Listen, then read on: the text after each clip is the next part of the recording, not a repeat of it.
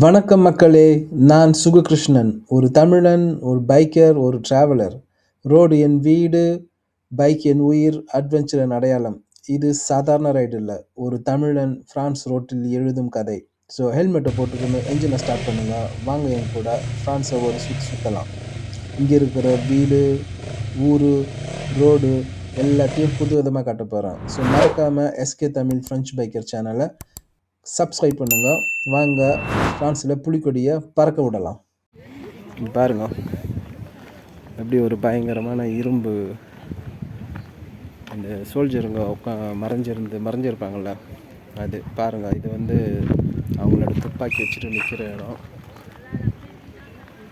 இது பாருங்களேன், எவ்வளோ பெரிய குண்டு வந்து எப்படி அடிச்சிருக்குன்னு சொல்லிட்டு கொஞ்சம் யோசிச்சு பாருங்கள். இந்த குண்டெல்லாம் மனுஷன் மேலே பட்டுருந்துன்னா இவ்வளோ தடிமனான இரும்பையே எப்படி அடித்து ஓட்ட போட்டிருக்குன்னு பாருங்கள். எந்த அளவுக்கு வந்து அடிச்சிருக்குன்னு பாருங்கள். இங்கே வந்து பாருங்களா, அப்படி மேலே வந்து சறுக்கின்னு போயிருக்கு. எப்படி இருக்குது பாருங்கள், கொஞ்சம் யோசிச்சு பாருங்களா.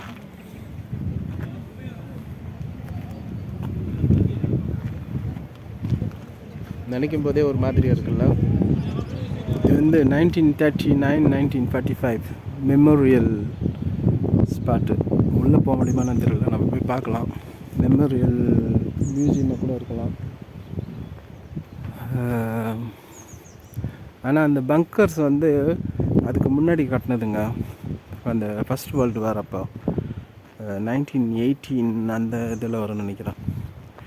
அது வந்து இங்கிலாண்டுக்கும் ஃப்ரான்ஸுக்கும் நடந்த சண்டை அப்போ பாதுகாக்கிறதுக்காக கட்டினது.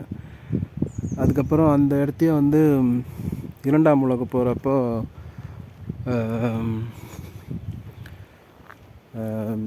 யூரோப்பு தான் வந்து இது ஜெர்மனுக்கு அகென்ஸ்டாக நிறைய நாடுங்க சேர்ந்து பண்ணப்போ வந்து எல்லோரும் சேர்ந்து இந்த இடத்த பாதுகாப்புக்காக அதை யூஸ் பண்ணாங்க, அந்த பங்கர்ஸ்லாம்.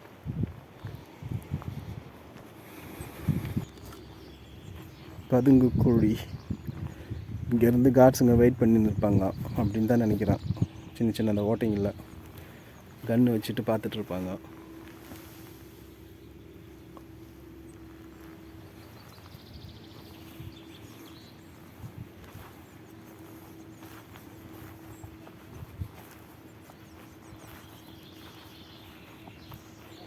இதெல்லாம் பயங்கரமான கான்க்ரீட்டில் கட்டியிருப்பாங்கள்ல, பாதுகாப்பாக இருக்கிறதுக்காக. எவ்வளோ பெரிய அந்த டைமில் வந்து இப்போ மாதிரி பெரிய பெரிய குண்டுங்கள்லாம், அதாவது அந்த தொலையை போட்டுன்னு போகும், அது மாதிரிலாம் கிடையாதுல்ல அந்த காலத்தில்.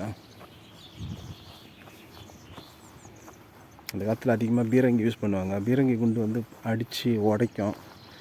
இப்போ தான் ஏதோ ஆயுதங்கள்லாம் ரெடி ஆகிடுச்சு இப்போலாம்.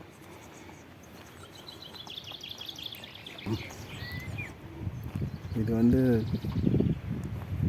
சின்னதாக பார்க்குறதுக்கா, இது உள்ள எப்படி அதை மட்டும்தான் பார்ப்பாங்கன்னு நினைக்கிறேன். பாருங்களேன், அவ்வளோ சின்னதாக இருக்குது. உள்ளே இருந்து என்னன்னு சொல்லிட்டு தெரியாத அளவுக்கு இருக்குது.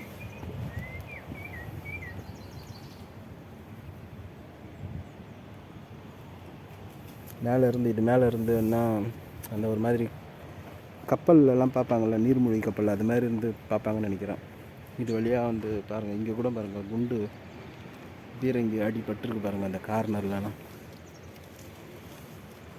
எந்த அளவுக்கு ஃபோர்ஸாக வந்து அடிச்சிருக்குன்னு பாருங்களேன். அப்படியே பிச்சுக்கின்னு போயிருக்கு.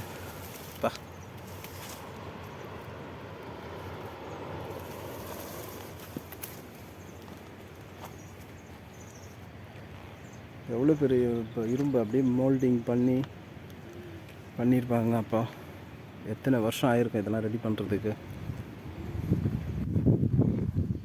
இதெல்லாம் வச்சு ஒரே இடத்துல வச்சு அடிக்கிறதா இருக்கும், டிரான்ஸ்போர்ட் பண்ண முடியாது. நல்லா பெருசாக இருக்குல்ல. அதை அப்படியே சுற்றி வந்துட்டு அதுக்கப்புறம் அங்கே என்ன போட்டிருக்குன்னு காட்டுறேன்.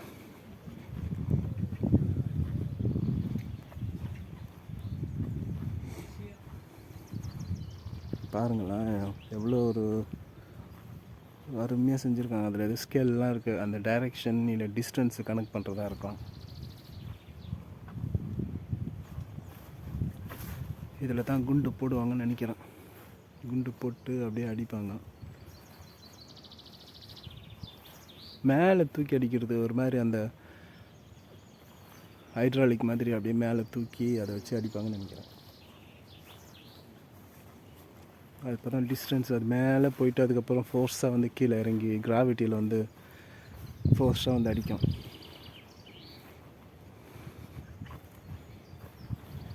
இங்கே இது வந்து 88 மில்லிமீட்ரு உள்ள குண்டு அடிக்கும். 8500 மீட்ரு, அதாவது அதோட டார்கெட்டு. ஒரு நிமிஷத்துக்கு 8500 மீட்டர்னால் 8 கிலோமீட்டருக்கு மேலே.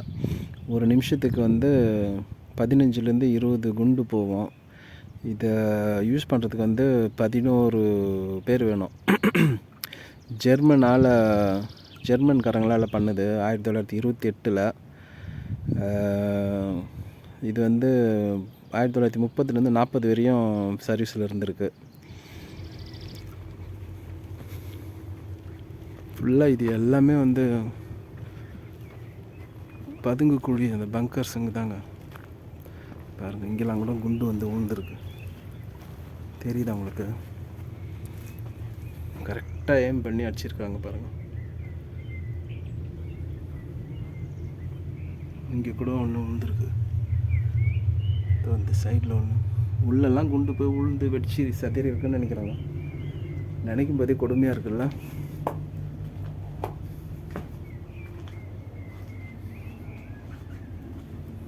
இது வந்து ஒரு வேளை அந்த ஏர் சர்க்குலேஷனுக்காக இருக்கும்னு நினைக்கிறேன்.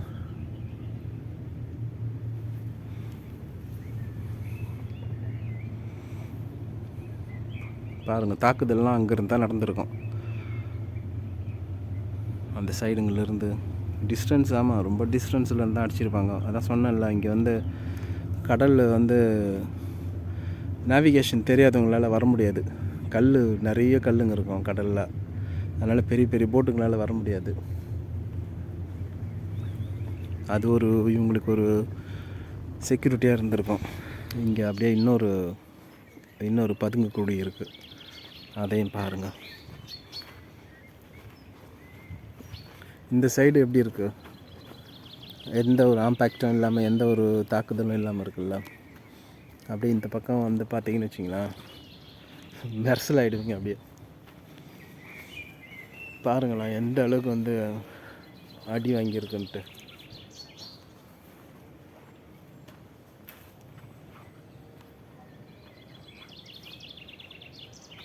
இந்த பக்கம்தாங்க பயங்கரமாக அடி வாங்கியிருக்குங்க. அப்பா பாருங்களேன் எப்படி இருக்குன்னு. அது பாட்டுன்னு ஒரே இடத்துல அடின்னு அடிச்சு இது உள்ளே அங்கேருந்து நின்று அவங்க கரெக்டாக ஏம் பண்ணி தான் அடிச்சிருக்காங்க. எந்த அளவுக்கு வந்து அடிச்சிருக்காங்க. மேலே வந்து உளுந்து அப்படியே சரிச்சிக்கின்னு போயிருக்கோம். பாருங்களேன், அடிப்பட்டு குண்டெல்லாம் ஓடி இருக்கும். எப்படி இருக்குன்னு பாருங்களேன் கொஞ்சம். எந்த அளவுக்கு உள்ள சவுண்டு எப்படி இருந்திருக்குன்னு யோசிச்சு பாருங்கள். அதுவும் ஃபுல்லாக இரும்பு, அண்டர் கிரவுண்டு, எவ்வளோ அடி வாங்கியிருக்குன்னு சொல்லிட்டு பயங்கரமாக இருக்குல்ல. பார்க்கும்போதே நமக்கே இப்படி இருக்குது. அந்த டைமில் உள்ளே இருந்தவங்களோட நிலைமையை கொஞ்சம் யோசிச்சு பாருங்கள் எப்படி இருந்திருக்குன்ட்டு. நமக்கு ஒரு மாதிரியாக அப்படியே ஒரு டிஸ்டர்பன்ஸாக ஆகுதில்ல அதை நினைக்கும் போது. அந்த டைமில் சோல்ஜர்ஸ்லாம் எவ்வளோ கஷ்டப்பட்டுருப்பாங்கன்ட்டு. அந்த சைட்லேருந்து வந்திருக்குங்க குண்டு. ஆனால் இப்போது ஃபுல்லாக மரங்கள்லாம் வளர்ந்து போய் எதுவும் தெரியல. அப்போனா இப்போ இந்த இடத்துல வீடுங்கள்லாம் இருக்குது. பேக் சைடில் இந்த சைடில் வந்து வீடுங்கள்லாம் ஆகிடுச்சு. அப்போனா அங்கேருந்து அந்த சைட்லேருந்து கரெக்டாக எங்கே இருந்தாங்க இந்த இடத்துக்கு வந்திருக்கோம் குண்டு. சுற்றி அடின்னு அடிச்சிருக்கிறாங்க. எத்தனை நாளுக்கு அடித்தாங்கன்னு தெரியல தொடர்ந்து. இதெல்லாம் வந்து பேக் சைடில் தரையில் வந்தவங்க பண்ண சின்ன குண்டுங்களோட அடி. தெரியுதா? அது பாருங்க.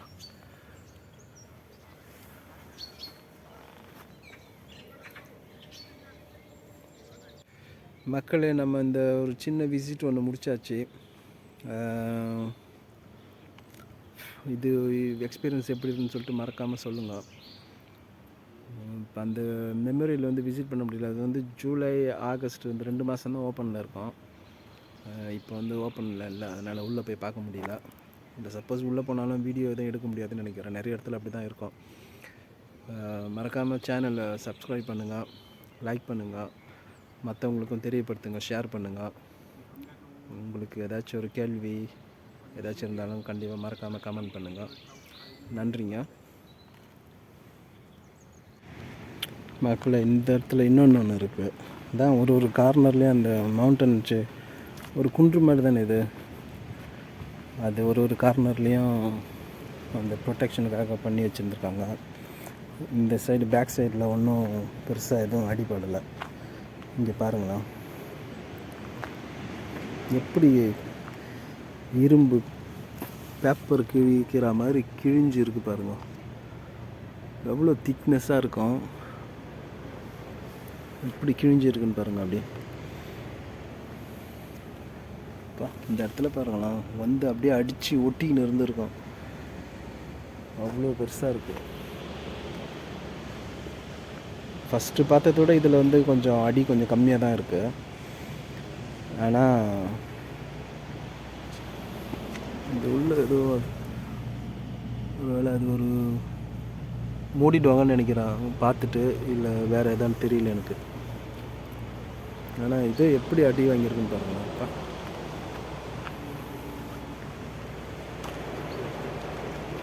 மக்களே, ஆனால் இந்த இடத்த சுற்றி இது மாதிரி அந்த பதுங்கு குழியிலேருந்து தாக்குவாங்கள்ல, இந்த பங்கர்ஸ்லேருந்து அட்டாக் பண்ணுற இடம் சுற்றி வச்சுருக்காங்க. இது வந்து 306. அது மாதிரி இங்கே இது ஃப்ரான்ஸ் ஃபுல்லாக இது மாதிரி 306 இல்லை செமலில் மட்டுமா அப்படின்னு சொல்லிட்டு. இங்கே பாருங்கள், இது இன்னும் பயங்கர எக்ஸ்போஸ் ஆகிருக்கு போல இருக்கு. கொஞ்சம் இதை பார்த்தீங்கன்னா ஐயோ, இருக்கிறதுலே இது தாங்க ரொம்ப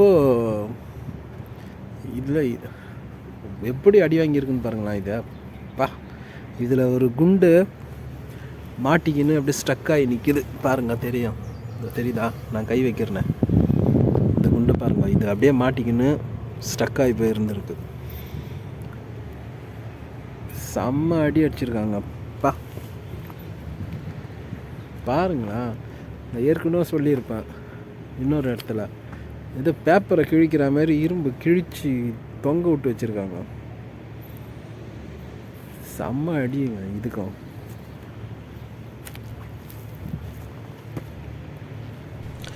மக்களே, இந்த வீடியோவோட இறுதிக்கு வந்தாச்சு. உங்களோட அனுபவங்களில் மறக்காமல் கமெண்ட் பண்ணுங்க. இந்த மாதிரிலாம் நீங்கள் பார்த்துருக்கீங்களா? ஏன்னா இவ்வளோ ஒரு லைவாக வந்து நான் இந்த மாதிரி நான் இது நிறைய வாட்டி பார்த்துருக்குறேன். செம்மலில் இருக்கும்போது பார்த்துருக்குறேன். ஆனால் இப்போ பார்த்தா கூட அவ்வளோ ஒரு பிரம்மாண்டமாக இருக்குது. ஏன்னா இது எந்த அளவுக்கு அந்த டைம்லாம் சண்டைலாம் நடந்திருக்கோம் நம்ம கண் முன்னாடி பார்க்கலனாலும் இதெல்லாம் பார்க்கும்போது ஒரு இமேஜினேஷன் பண்ணி பார்க்க முடியுது. மறக்காமல் உங்கள் கருத்துக்களை எதாக இருந்தாலும் கமெண்ட் பண்ணுங்கள். ஃப்ரெண்ட்ஸ் அண்ட் ஃபேமிலிக்கு மறக்காமல் ஷேர் பண்ணுங்கள்.